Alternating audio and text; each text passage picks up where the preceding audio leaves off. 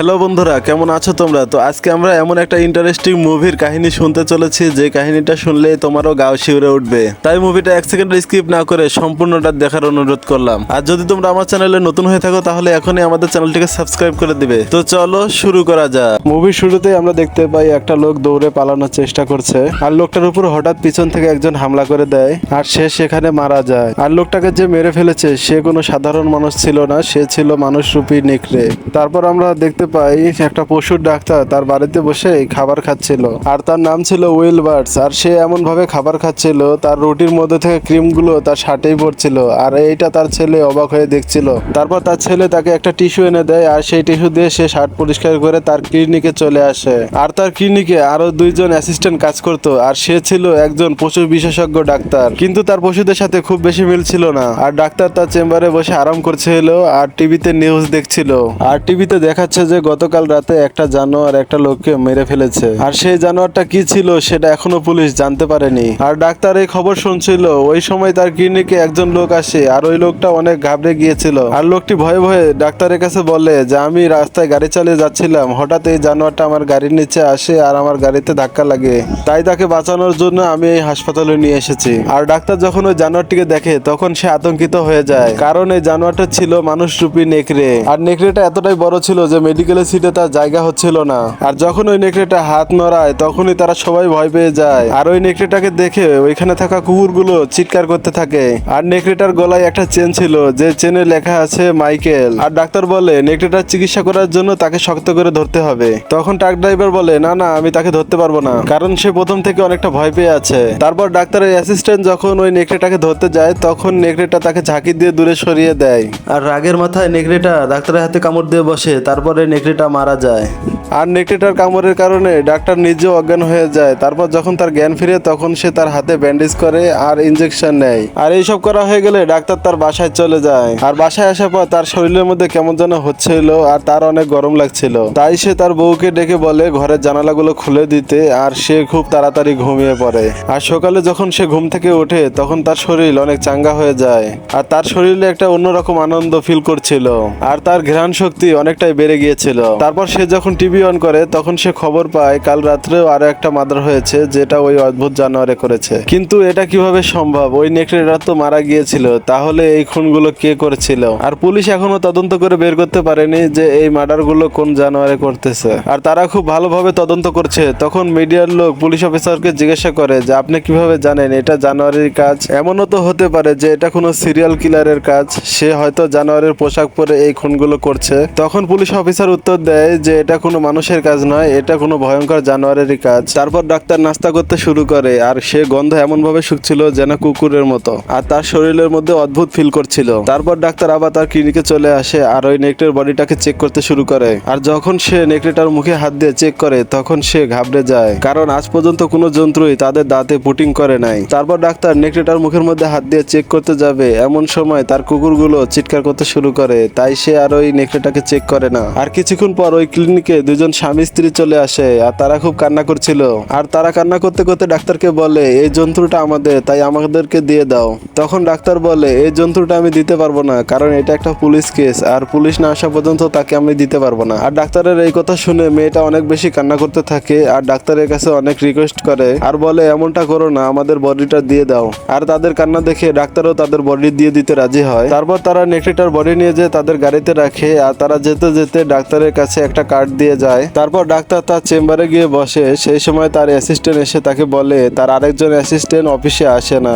তারপর ডাক্তার রেগে গিয়ে তার অ্যাসিস্ট্যান্টকে ফোন করে, কিন্তু অ্যাসিস্ট্যান্ট বাহানা করে তার ফোনটা কেটে দেয়, কারণ সে এখন মুভি দেখতেছিল। আর অনেক সময় ধরে কাজ করার পরে ডাক্তার তার বাসায় আসে আর তার সোফাতেই ঘুমিয়ে পড়ে। তারপর ডাক্তারের বউ সেখানে আসে আর তাকে বলে তার ছেলে অনেক বেশি রাগ করে আছে, কারণ ডাক্তার তার ছেলেকে প্রমিস করেছিল যে তাদের কম্পিটিশনে সে অবশ্যই যাবে, কিন্তু সে সেখানে যেতে পারেনি। তাই সে তার ছেলের রাগ ভাঙানোর জন্য তার ছেলের রুমে যায়, কিন্তু তার ছেলে অনেক বেশি রেগে গিয়েছে আর সে তার বাবার সাথে কোনো কথা বলে না। আর ডাক্তারের হাতে হঠাৎ চুলকাতে শুরু করে, তাই সে রুম থেকে বাইরে বের হয়ে আসে। আর তার চুলকানি সেই জায়গাতে হচ্ছিল যে জায়গাতে ওই নেকড়েটা কামড় দিয়েছিল। তারপর সে যখন ব্যান্ডেজ খুলে দেখে যে জায়গাতে কামড় দিয়েছিল সেই জায়গায় কামড়ের কোনো দাগই নেই। তারপর সে চাঁদের দিকে তাকায়, আর আজকে পুরো পূর্ণিমা ছিল। তখন তার পুরো শরীর ঝাঁকুনি দিয়ে ওঠে আর সে দেখতে দেখতে একটা মানুষ রূপী নেকড়েতে পরিণত হয়ে যায়। আর তারপর সে কি করবে কিছুই বুঝে উঠতে পারে না, তাই সে তার বাড়ি থেকে বাইরে বের হয়ে আসে। আর রাস্তায় তার নিজের অ্যাসিস্ট্যান্টকে হেঁটে যেতে দেখতে পায়, আর সে তার উপরে হামলা করে দেয় আর তার টুকরো টুকরো করে ফেলে। তারপর সকাল হয়ে যায় আর আমরা দেখতে পাই ডাক্তারের রুমে জানালা খোলা আর মেঝেতে অনেকগুলো পায়ের ছাপ, যেই পায়ের ছাপে কাদা মেখে রয়েছে। এতে করে আমরা বুঝতে পারি যে এই ডাক্তার রাতের বেলায় এই জানালা দিয়েই ঘরের ভিতরে এসেছিল, কিন্তু রাতের বেলায় সে কি করেছে তার কিছুই মনে নেই। আর সে যখন নেকড়ে থেকে মানুষ হয়ে যায় তখন তার শরীরের মধ্যে অদ্ভুত পরিবর্তন এসে যায় আর ডাক্তার নিজেকে অনেক বেশি হ্যান্ডসাম মনে করতে শুরু করে। আর সে আগের মতো খাবারও খায় না আর তার কথা বলার ধরনও পাল্টে গিয়েছে। আর সে নেকড়ে আর মানুষরূপী নেকড়েদেরকে অনেক বেশি পছন্দ করতে শুরু করে। তাই সে যে নেকড়েটা মারা গিয়েছিল তার ছবি তুলে নিয়ে এসে তার ক্লিনিকে টাঙিয়ে দেয়। বাড়াবাড়ি তো তখনই হয় যখন ডাক্তার তার চেক আপ ছাড়াই তার পশুদের চিকিৎসা করতে পারছিল, আর সে খুব সহজেই পশুদের রোগগুলো নির্ণয় করতে পারছিল আর সঠিক চিকিৎসা দিচ্ছিল।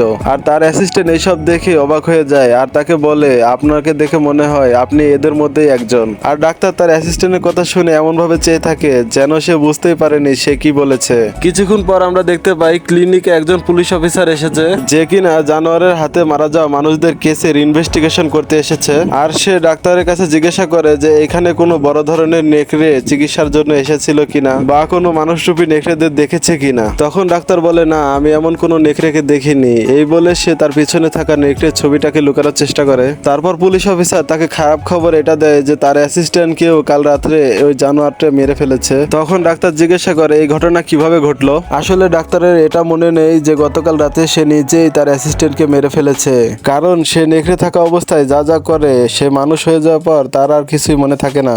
আর পুলিশ অফিসারটি তাকে আবার জিজ্ঞাসা করে যে আসলেই কি তুমি এখানে কোনো বড় জানোয়ারকে দেখেছো। আর ডাক্তার ভয়ে ভয়ে উত্তর দেয়, না আমি দেখিনি। আর ডাক্তারের এমন ভয় পাওয়া দেখে পুলিশ অফিসার তাকে সন্দেহ করে। তারপর পুলিশ অফিসার ওইখান থেকে চলে গেলে ডাক্তার তার দাঁত ওই নেকড়ের দাঁতের সাথে মিলিয়ে দেখছিল। আর সে মনে মনে সন্দেহ করছিল যে সেও হয়তো মানুষরূপী নেকড়েতে পরিণত হয়ে গেছে, কারণ তার ভিতরে এমন পরিবর্তন সে আগে কখনো দেখেনি। তখন সে খেয়াল করে সে আসলেই মানুষরূপী নেকড়ে হয়ে গেছে। এখন সে কি করবে কিছুই বুঝে উঠতে পারছিল না, তাই সে মাইকেলের পিতামাতার কাছে যায়। তারা যাওয়ার সময় তাকে একটা ভিজিটিং কার্ড দিয়ে গিয়েছিল, এই কারণে সে তাদের কাছে যায়। আসলে সেই দিন রাতে যে নেকড়েটা মারা গিয়েছিল এরা ছিল তাদেরই পিতামাতা। তারপর ডাক্তার যখন তাদের কাছে যায় তখন তারা আসল রূপটা দেখায়। অন্যদিকে ডাক্তারও কিন্তু নেকড়ে হয়ে গিয়েছিল আর সেও অনেক বড় বড় চোখ করে তাদের দিকে তাকিয়ে আছে। তারপর মাইকেলের বাবা বলে, আমরা সবাই মিলে এই এলাকা দিয়ে বসবাস করি এবং মানুষের মধ্যেই থাকি, আর আমরা কোনো ক্ষতি করি না, আমরা তোমাদের মাঝে বসবাস করি। তারপর ডাক্তার বলে, আমিও কি তাহলে মানুষের ক্ষতি করব? তখন মাইকেলের বাবা বলে, মানুষ থাকা অবস্থায় যে যেমন আচরণ করে আর নেকড়ে হয়ে যাওয়ার পরেও সে ঠিক তেমন আচরণই করবে। যদি সে ভালো মানুষ হয় তাহলে নেকড়ে হয়ে যাওয়ার পরেও সে ভালো কাজ করবে, আর যদি সে খারাপ মানুষ হয় তাহলে সে নেকড়ে হওয়া পরেও খারাপ কাজ করবে। আর মাইকেলের বাবার এই কথাগুলো শুনে ডাক্তার তার বাড়িতে চলে আসে। আর ওই দিন রাতে ডাক্তারের অ্যাসিস্ট্যান্টের উপরে নেকড়ে হামলা করে দেয়, কিন্তু সেই অ্যাসিস্ট্যান্ট ভাগ্যক্রমে বেঁচে যায় আর মেডিকেলে ভর্তি হয়ে থাকে।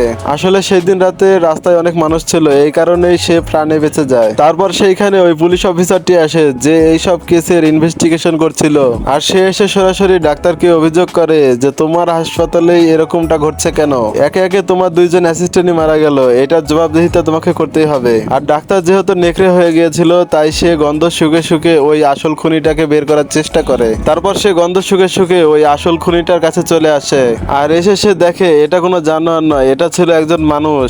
আসলে সে নেকড়েদের অনেক পছন্দ করত, তাই সে নেকড়ে হওয়ার চেষ্টায় আছে। আর এই মার্ডারগুলো সে এই জন্যই করছে যাতে করে সে নেকড়েদের সাথে মিশতে পারে আর সেও নিজেও নেকড়ে হয়ে যেতে পারে। তারপর সে ডাক্তারকে ওই নকল নেকড়ের পোশাকটা দেখায় যেটা পরে সে খুনগুলো করেছে। তারপর সে ডাক্তারকে রিকোয়েস্ট করে যে আমাকেও নেকড়ে বানিয়ে দাও প্লিজ। তখন ডাক্তার চিন্তা করে যে এ মানুষ হয়ে যতগুলা খুন করেছে, এ যদি নেকড়ে হয় তাহলে না জানি আরো কত খুন করবে, আর সেই কারণে ডাক্তার তাকে মেরে ফেলে। পরের সিনে আমরা দেখতে পাই ডাক্তারও এখন মাইকেলদের পিতামাতার সাথে বসবাস করছিল। ভিডিও ভালো লাগলে লাইক দিয়ে চ্যানেলটা সাবস্ক্রাইব করে দিবেন। ধন্যবাদ।